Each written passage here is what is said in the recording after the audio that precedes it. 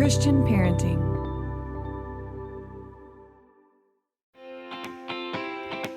Welcome to the Called to Love podcast, where we discuss all things adoption and foster care and dive into the practical, the clinical, and most importantly, the biblical perspectives to help you and your family thrive.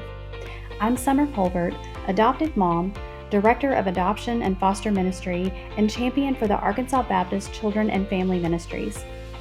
Adoption and foster care aren't just a process. They are both unique invitations to go on a journey with the Lord, where you will experience life-changing opportunities to grow in your faith and learn to love in an entirely new way. One thing is for sure, being called to love means you will never be the same. Hey, Called to Love families. Well, I don't know about you, but summer is in full swing at my house with camps and sports and all the things. And in the midst of it all, we're trying to find moments as a family and with each of our kids individually, as life just doesn't stop because we're on summer break.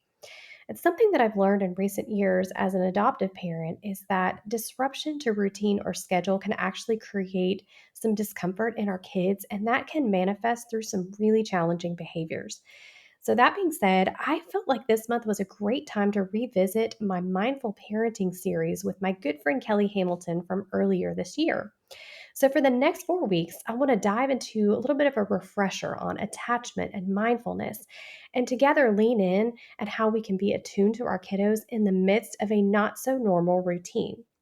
And I want to cap off the month with a little update from our family and some lessons that we've learned in putting these principles into practice at our house, the good, the bad, and the, I don't want to say ugly, but let's just say opportunities for growth. So, without further ado, here is Mindful Parenting with Kelly Hamilton. Welcome back, sweet families, to the Called to Love podcast. I am so grateful that you are joining me for this new series on mindful parenting. And specifically, we are going to be diving today's episode into the attachment styles. So I am so grateful to welcome back to this episode Kelly Hamilton. Kelly, welcome. Thank you so much for being here. Thanks for having me. Okay. We've given an overview on attachment and just the benefits and all of the just intricacies, I think, and then just the importance of attachment. And so I want to get specific today. And you had mentioned in our last episode that there are 4 attachment styles. So let's go through each one of those. And as I learned from you in our session at CAFO, you were talking about the strengths of those attachment styles. And then there are some weaknesses with those attachment styles. And so we're going to get really honest. So parents, get ready to be self-reflective. And I want to challenge you, maybe as we get started, Kelly, maybe you'll echo this a little bit, but as we've talked about mindfulness, it starts with us and being aware. So it might be a little tempting to go start talking about, oh, that's your spouse's attachment style or that's your kid's attachment style. But I think it's helpful for us to start with ourselves, and then we can kind of have those conversations with our people and identify attachment style and how we can work together as a family unit. So Kelly, where do we begin with attachment styles? Okay, so yes, so there are 4 different attachment styles. You have secure, you have anxious, avoidant, and then disorganized. And disorganized is kind of a combo of avoidant and anxious. So, and I think you are right. You know, when we are being self-reflective on what is our attachment style, I think we have to have a lot of grace for ourselves and say, okay, this isn't something that's saying, oh, you're a bad parent or you're a bad person. Great This point. is really just showing like where are we responding from. It's so important to understand our personal attachment style because it does affect how we parent and Yeah. how we engage in any relationship with our spouse. My husband and I talk a lot about our attachment styles as spouses and in our marriage. So it's really just a point of reference to start at, of give yourself grace no matter what your attachment style is. My default is not a secure attachment, so I'm going to tell myself it's okay. Like it's Same. okay, whatever it may be. That's a great point. Well, solidarity in that, sister. Oh my goodness, yes. So do you want to start with secure attachment? Let's start there. Okay, so a securely attached person. In this relationship, the 2 individuals will feel seen, safe, soothed, and secure. And so they know that they are able to find comfort in this relationship. They know that they can trust this person. They know that they can ask for help without fear of a negative response from the other person. Mm-hmm.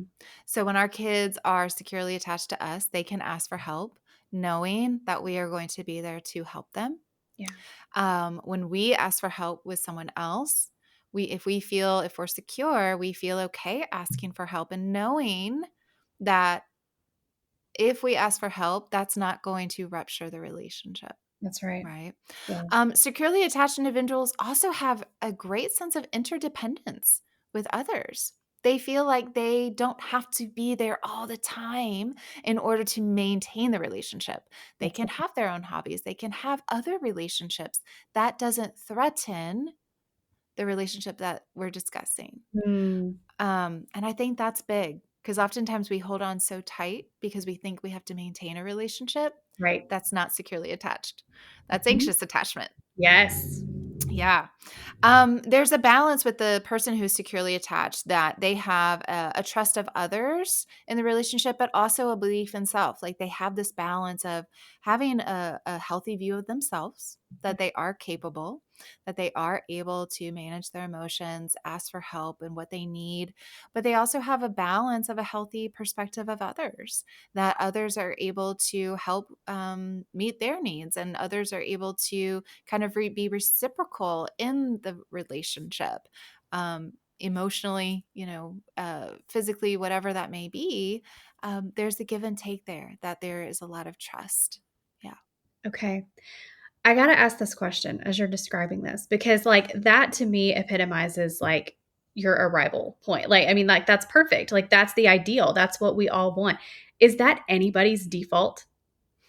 Um, so about statistically, if we go into statistics, Yeah. so there is about 50% of the general population would say that they are securely attached, Okay. that they are reporting that they're securely attached. Right. When it comes to foster and adoptive parents, that drops to about 25%. Okay. So, oftentimes, those that are in helping either professions or even helping, like, hey, I want to serve others and become a foster or adoptive parent, Yeah. it usually comes from a place of hurt in our own personal stories that we're trying Mhm. to help others not experience what we experienced. Oh, wow. That's a great point. Yeah. So oftentimes, foster and adoptive parents actually have statistically have a higher rate to either have anxious, avoidant, or disorganized attachment. Interesting. Yes. Okay. That's really amazing to me because I mean, it makes so much sense as I have learned from you and I have learned more about attachment. I have my default is not secure attachment. And I was raised by two parents who did not have secure attachment. They both came from abusive situations from their parents. And so they worked really, really hard to make it their mission that that would not be how I was raised. And they're amazing parents. They're fantastic. But I was parented out of fear. There was a lot of control. There were a lot of different things. And then that affected my attachment style. And so it's just amazing how that, I don't know, like trickles down, I guess you would say, Absolutely. with the best of intentions, right? Like Absolutely. that's our goal, but yet we're broken humans and we do broken, hurtful things. Absolutely. And I think we have to have so much grace in that. Yeah. But then I also think we have to have grace in us and saying, okay, I need to be mindful and recognize that that's where I'm starting from. Yeah. And then I need to do some work to Right. move towards secure attachment, to heal from my own pain, my own trauma, Yeah. so that we can be a whole person just Mm, for ourselves, but yeah. that we can be that parent for our kids. Yeah. Um, we are not striving for perfection. Right. That's not the end goal. That's right. It is really a movement towards secure Mhm. relationships. Mm. And it's just that movement towards it. Yeah. We're never going to arrive to this perfection, and we shouldn't Right. even strive for that.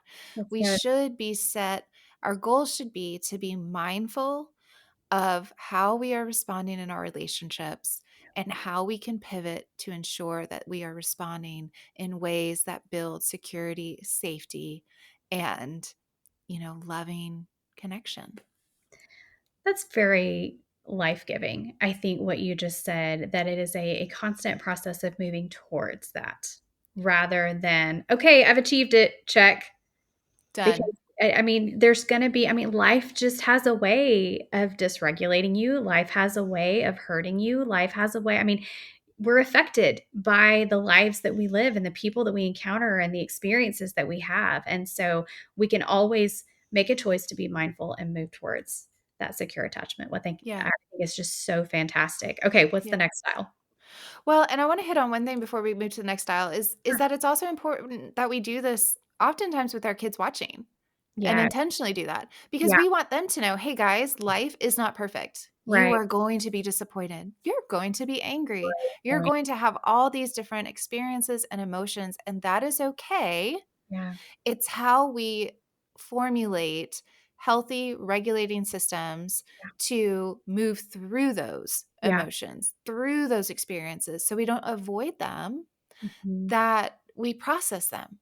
Yeah. We go through it. And I think that's also an opportunity for our kids to really learn these different techniques of how to process through life, right? Because they're not going to get it right. They're going to make mistakes. Yes, exactly, and that takes the pressure off of us, and wherever this, like, cultural expectation was created that our responsibility as parents was to make sure that our kids never experience hard things, right?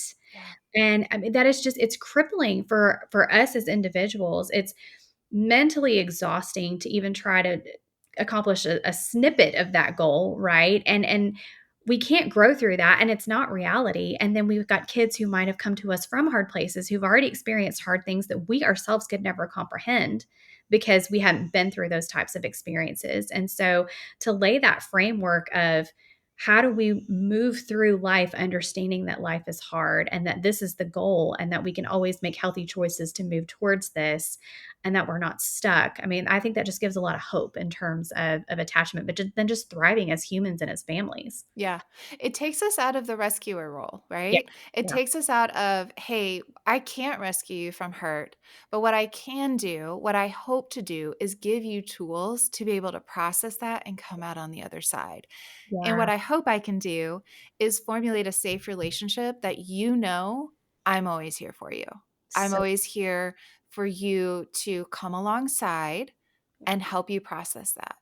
so good. Yeah. I love that. Oh, that's fantastic. Okay, are we ready to move on to Yep. the second one? All right, so anxious attachment. So, the anxious attachment is a very high view of others and a very low view of ourselves. Mm, So, when we are anxiously attached, we are going to feel like our needs don't matter, but everybody else's needs do matter. We need to be hyper aware and sensitive to everybody else's needs in order that we meet those needs so that we are needed in the relationship. yeah. Oftentimes this person is the quick fixer. They want to make sure that they can kind of come in and save the relationship or meet that need very, very quickly so that they are the good provider or they're the good friend or they're the good parent. Because they're anxious that that relationship is fragile. Mm, They're anxious that they might lose that relationship. And if they don't come in and meet that need immediately, they are no longer needed or valued. okay. Yeah, Oh, wow. Okay. that's a hard one. That is a hard one. I mean, and let's talk about why it's unhealthy to stay in that. Oh, it is. It's so hard. And oftentimes, so I'm going to tell myself I'm in disorganized. My default is disorganized attachment. So I'm either coming and responding from a way of anxious or avoidant, dependent on the situation. I think But that's we you. are, yeah.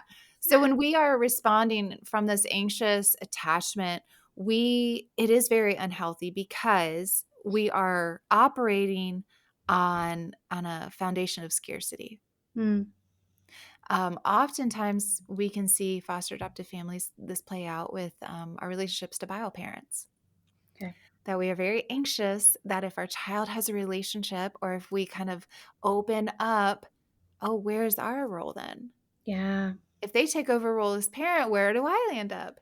It's a Right. scarcity mentality. Instead of saying there is room for so many people to love this child, to support this child, to be there to uplift and to surround.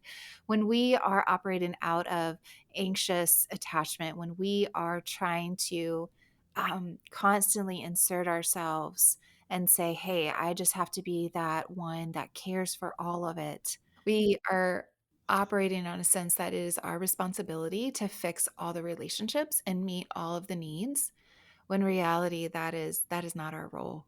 That Right. is not our role. Yeah.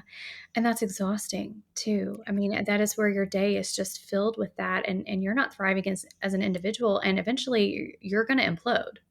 Yes, absolutely. And I think we can see this, oftentimes we're going to have the friend text us of like, I'm having the worst day, da da da da. And if our automatic default is to text back of, I can bring this, I can do this, I can do this, this, and this. On the one hand, that can be just a really good friend being there and living life with your friend, Right. 100%. But if that is your default because you are scared that if you don't come to your friend's rescue, that you might rupture the relationship, Yeah. then you are operating out of that anxious attachment. Yeah. And you are operating out of fear that if you do not meet that need, then that relationship is going to end. Okay. Two questions come to mind when you're talking about anxious attachment, and I'm with you. I think I'm in that kind of combo, because I can do this a little bit. I just want to fix. But for somebody who loves someone with anxious attachment, how can you encourage and assure them that the relationship will not be ruptured? Ooh, I think that's really good. I think one, letting that individual know, hey, you are loved, valued, and worthy just for being who you are. Mm, I don't need anything from you, yeah. but I want to be around you. Yeah. I want you in my life, Yeah. but I love you because of who you are, not because of what you do for me. Yeah. I think in parenting, this can look as being very overprotective, Yeah. as it can look to meeting our kids' needs when really they can do things for themselves. Mm, Instead of teaching them, like we want to come in and save them so they don't hurt, when right. maybe it's more age appropriate that they problem solve, they try to fix it first, Yeah. knowing that, hey, we're here if you need us. Yeah. But we're gonna let you fly a little bit. We're gonna let you push into that, to use the tools that you have. Mm, So I think a lot of it is if you are loving someone with an anxious attachment, one, you can reaffirm like, hey, I love you because of who you are, not yeah. because of what you do for me. Right. That's so good. Okay. And then my second question with this particular attachment style, for those of us who function out of anxious attachment and we recognize that it's not healthy, what are some steps that we can take to move away from anxious attachment style? It's a great question. This is going to go back to our mindfulness. Okay. This is why we practice mindfulness so that we can be aware of the Yeah. present situation, Yeah. how we're responding, and why. Yeah. So if my kiddo or if any kiddo comes home and they are struggling with homework, let's just kind of do a little example. If they're struggling with homework and you look at that homework and you're like, oh, this is absolutely absurd. You should not be asked to do this much. I'm going to email the teacher right now. Da, da, da, da. And that is our really quick, reactive Hmm. response. Yeah. But if we back up and just pause and be mindful of saying, okay, tell me more about this homework assignment. What's going on? Well, and they kind of, lead us into it, then we can pause and say, okay, do I need to come in and save my kid, try to play that rescuer role? Or is my kid just having a bad day and wants to kind of complain about homework? Well, And because nobody likes homework, I don't like homework right. either. Absolutely. And so, really, mindfulness is that pause. Why are we responding the way we're responding? And so instead, to move towards a secure attachment, response, it would be, you know what? I don't like homework either. And I can tell you're frustrated. I get that. Yeah. So what do you need? Do you want to have a snack? Do you want to take a 15-minute break and go play a video game? What do you need before we kind of dive into this workload? Yeah. So it's a different way to respond, but it stems from mindfulness of how can we pause and reflect on where we are responding from. Hey, sweet friend, do you have questions about adoption and foster care? This podcast is meant to be a resource for you to help you in this calling, which can be full of so many unknowns. We want to answer your questions which is why in the show notes you'll find Summer's email, which is summercolbert@gmail.com, where you can submit your questions to Summer and let us know if we can share your questions or story here on the podcast so other listeners can know that they aren't alone in their wondering and experiences. Again, that email is SOMERCOLBERT@gmail.com, or use the link below. You are not alone in this journey, sweet friend. Now, let's get back to the conversation. Love that. That's so, so good and so practical. Mhm. That's not overwhelming at all. Just to be able to, I love that, the pause and the consider and ask the questions Yeah. and then move forward accordingly. Okay, avoidant attachment. So, the avoiders. So they value independence. And I should not say they, I should say we. We value independence and self-sufficiency. Needing someone is weakness. To the avoider, they are going to repress emotions in order to control them, Mm, as opposed to experience them and manage them. Oftentimes, avoiders have a very high view of self and a very low view of others. Like, mm, I got this. I can do it. Why would I need somebody else? Needing someone else's weakness, right. and I am not weak, right? Yeah. In parenting, oftentimes this form of parenting can be very emotionally distant, does not tolerate expressions of emotions. This is a kid of or this is the parent of hey, you're fine. Stop that. Yeah. Stop crying, Yep. which never works, right? Or you Right. shouldn't be angry. That doesn't help. So Good. it's the parent that really wants the child to maintain control of their own emotions and be able to figure it out for themselves. Mm, Yeah, avoidant is hard. We do not like emotions, but yeah. man, we can get a checklist done in a minute. I'm telling you, and I will throw myself into that we category because I mean the struggle bus. I'm on it, probably Yeah. driving that struggle bus, and it has just gotten worse the older I get. Because the less out of control our lives feel.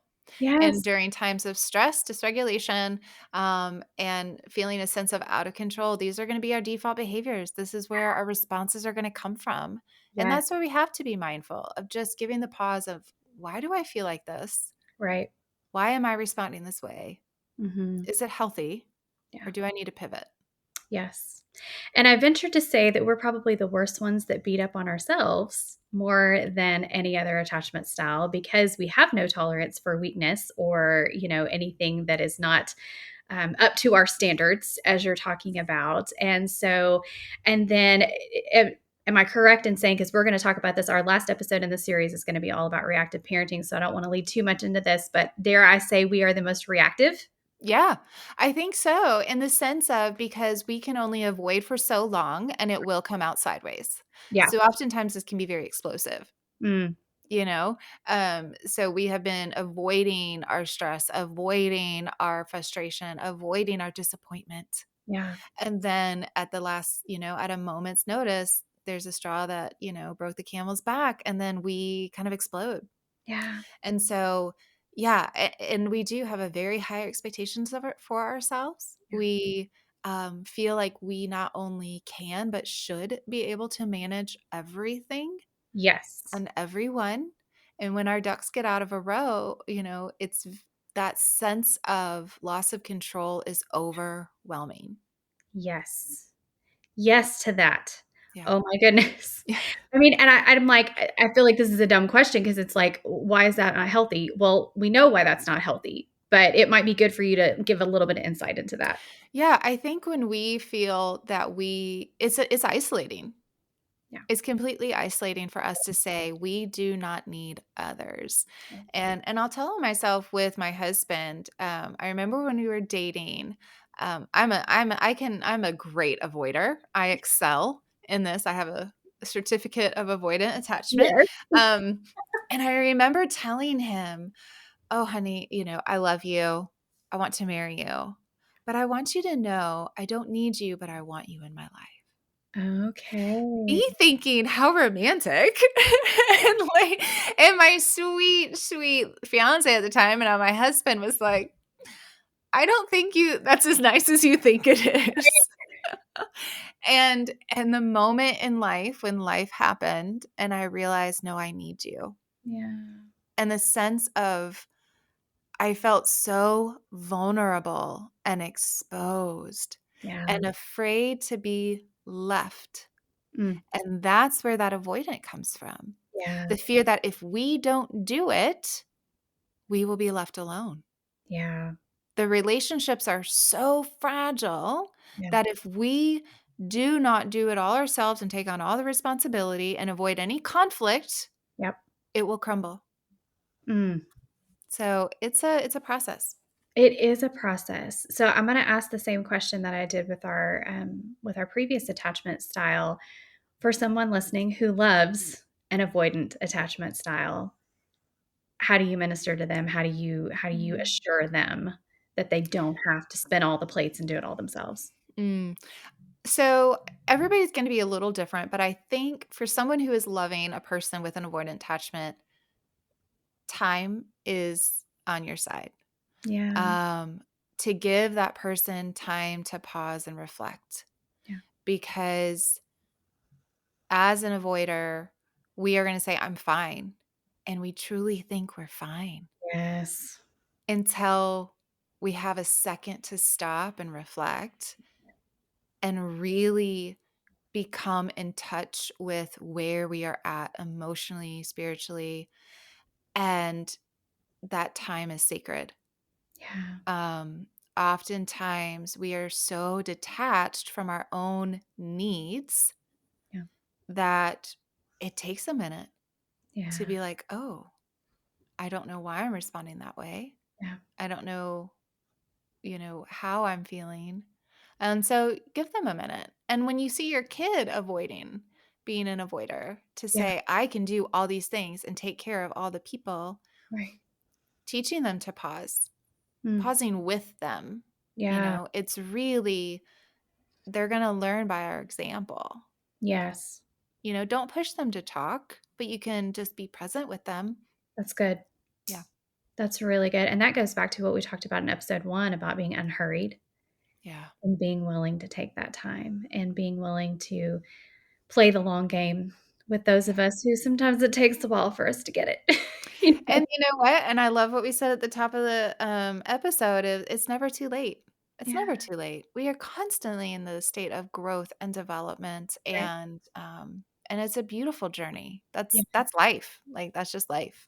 Yeah, and life has a way of humbling you, and so for those of us who really we camp out or we default into this attachment style, I mean, it does catch up, and I think a lot of times it's the grace of God that allows things to catch up with us so that we can become teachable and mindful as we're talking about and understanding those defaults and I mean sin struggle for me because I'm like I need to live every day knowing that Jesus is in control, not me, right? Mhm. But for some reason I have just fallen into this mindset of the go-getter and the doer and and God has gifted us in ways where we can do a lot, but it's still not healthy to camp out primarily in that, right? Yeah, and I think when we were talking about, because there's that whole spiritual attachment too to God, that's a Yeah. whole nother podcast. But Yes. I think, it comes out in the sense of I have to earn God's love and mercy and grace. Right. And if That's I right. don't hustle, I'm not good enough to be accepted. I'm not good enough to receive God's grace. Yes. Mhm. That mic drop. Down. Right there. I mean, that's it. You're so, so right. And then you had mentioned you fall into this last category, and I think I'm right there with you. So let's unpack our last attachment style. So the disorganized, this attachment style it's kind of a combo of the avoidant and the anxious. And here it's a combination because depending on the situation is going to depend on how you respond. So your response is going to be different all the time. So Mhm. oftentimes parents are very unpredictable. Right. Our responses are unpredictable because are we responding out of our anxious attachment or responding out of our avoidant attachment? Right. Um, there's this fear of intimacy and yet also craves the intimacy. Yes. It's kind of this tug of war. It finds it very difficult to trust other people, but can really be very vulnerable and sometimes overshare Mm. in relationships. Again, because on the one hand, you're avoidant and you don't want to trust, but on the other hand, you're anxious. So you overshare to try to get people to like you. um, they can, we can appear moody because our behavior and our responses are unpredictable. So in parenting, we can really cause a lot of stress with our kids because our kids do not know how we are going to respond based on when they ask for their need, something that they need, or when they're sad, or when they're angry at us. Because we're unpredictable, that Yeah. can cause a lot of tension in that relationship Mm. because they don't know what to expect. Yes. Yeah. Oh my goodness. Yeah, check that one for And me. I think we need to see these attachment styles as very fluid. Like Yeah. we can kind of go in and out of them, and that's where that whole mindfulness plays into it. And so I don't think you have to say, "Oh, I don't." You can resonate with a lot of them, with all of Yes, them, right? for Yeah. sure.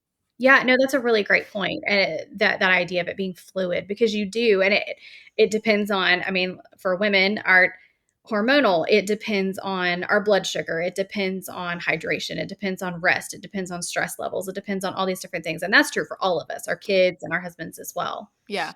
And I think oftentimes for men, it's a little trickier because I think our society has taught men that emotions are a women's game Mm, and to be very detached from emotions because they are weakness. And so I think sometimes men have a very hard time identifying their attachment styles, really understanding where they're responding from because it's a really new skill.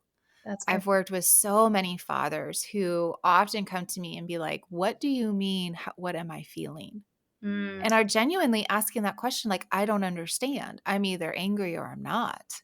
yeah. And so I think that if that is you, one, you're not alone, but two, okay, we got some work to do to Yeah. really get back in touch with you because honestly, God created all of us with all of these different emotions, feelings, and responses to really cue us into what we need and how others can help us meet that need and how we can also meet that need depending on the situation. That is so good, Kelly. And that is so helpful for us to kind of dive in and really understand each one, understanding that you're talking about them being fluid. And so, with that, let's wrap up this conversation with identifying our attachment style and maybe even how do we go about that, I guess, as we're talking about being mindful, we're talking about being reflective in this series, and which is so, so helpful. I think and I was even tempted when you first taught this at CAFO. I was like wanting to beat up on myself. I was kind of drowning in it a little bit, but yet wanting to learn more and understand more. So, what's a healthy approach, I guess, both as an individual and then sitting together as a family and maybe starting to unpack this a little bit as a springboard Mhm. to we've learned this, we want to apply it, we want to do better. Where do we start? Yeah, where do we start? One, I think, for me, it's starting from a place of how does God see me? And I Yeah. love going back to Genesis, 1, where it says, God created us and called us good. Yeah. So let's have grace and mercy with ourselves. Let's be gentle with ourselves and gracious with ourselves. That's good. And two, I think information is power. And so a great basic level place to start is go to attachmentproject.com. It has a lot of information on the different attachment styles. It has a very quick, like 3-minute quiz that you can take to see kind of what your attachment style is. Um, and start from there.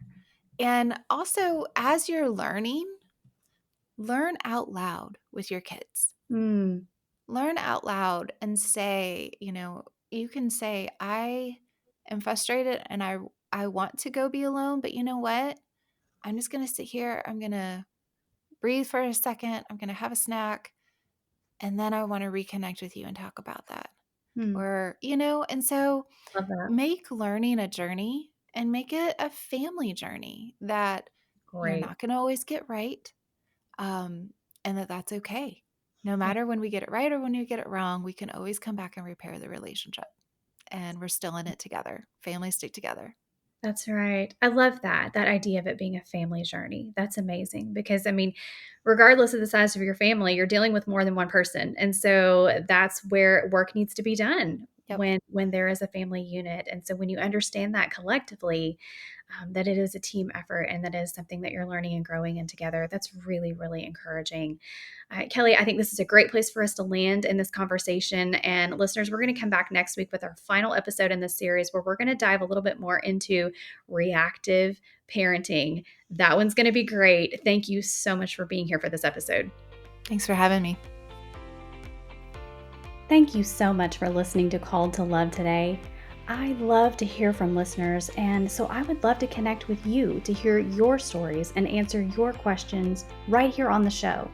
You can find me on Facebook and Instagram, send me a direct message, or send me an email at the link in today's show notes.